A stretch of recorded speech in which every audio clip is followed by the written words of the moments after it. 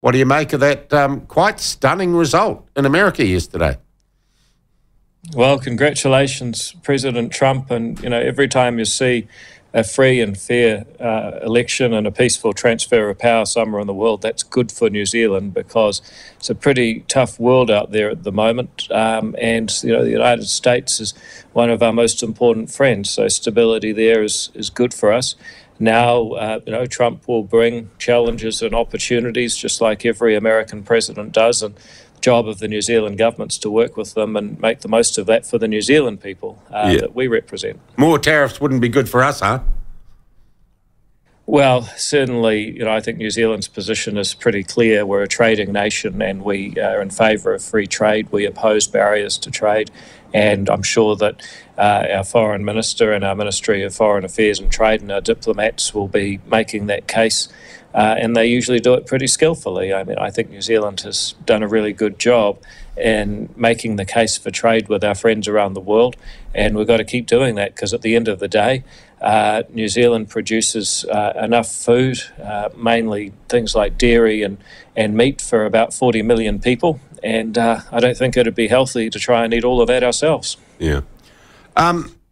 In general terms, and we're just talking to the audience, it is, if you like, a major blow in the war on woke, identity politics, critical race theory, post-colonial deconstruction of so-called white power structures. That, in a big global sense, is what this represents. Are you happy with that? Well, I mean, one thing I will say, it's kind of interesting if you look at some of this identity politics, that you have to be a certain type of person to represent a certain type of person. And if you come from a certain background, you have to think in a certain way. It's like the kinds of people who write to me about the Treaty Principles Bill and they say, as a Pākehā, I think. And I think, well, why do you have to put that first?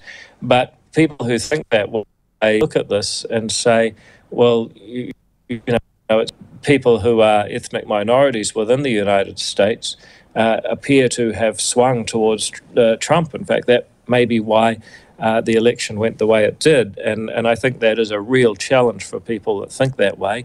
If they're ever willing to try and hold their theories up against the evidence and discard the ones that don't hold water, then certainly this belief that we're each born into a certain set of beliefs and that we have to think a certain way based on who our ancestors were. Well, I think this is a bit more evidence that that's always been a silly idea.